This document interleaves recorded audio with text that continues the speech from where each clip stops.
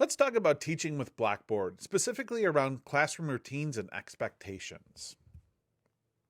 So Blackboard use does not just happen in the classroom. It's like any tool that we use in the classroom. Blackboard use requires developing some key routines and some clear student expectations for it to be successful in our classrooms.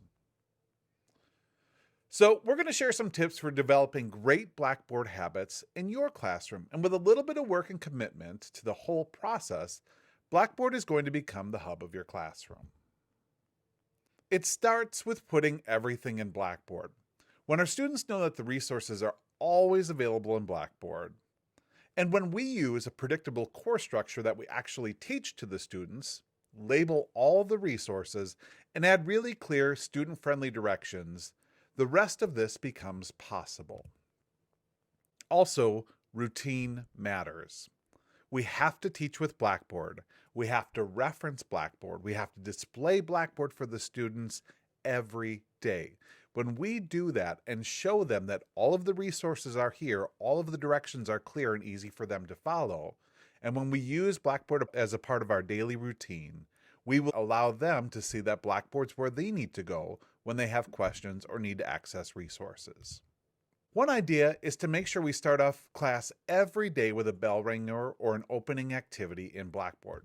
Let's start class off right by building routines and putting key bell ringer activities and clear directions in Blackboard. When we do this, we encourage students to start each day by logging into Blackboard and getting started with class the right way by being ready when the bell begins. Another key idea is to place our calendars and announcements in Blackboard. If we can clearly mark each day with key due dates, announcements, and place those just in Blackboard for students, we give them just one place to go to find all of the key information about the class. And then, of course, we have to refer them back to Blackboard. When a student says to us that they've missed a lesson, or they've misplaced a resource, or they need to be refreshed on directions, or they want clarification about upcoming due dates, or clear expectations, or they just need to hear a lesson again, encourage their learner independence by referring them back to Blackboard where they can answer their own questions. Another really important idea is to practice when you have the students with you. In-class activities in Blackboard are a great way to do this. Practice independence by putting key steps and directions for activities you do with the students when they're with you in Blackboard. Then allow students to work together and to teach each other where they're going to find the key resources in Blackboard. If practice makes perfect, this is a great way to practice learner independence and encourage students to go to Blackboard. And then, of course, we have to invite our student families to join. Each of our students' families can enroll in a Blackboard course where the students are enrolled.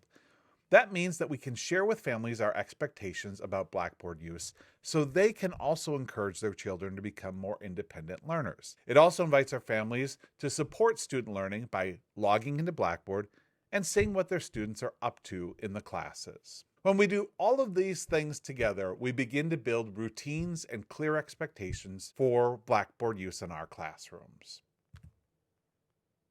And Blackboard is like any classroom tool. When we teach the routines to our students and then hold high expectations for them, we can increase, encourage, and depend upon success.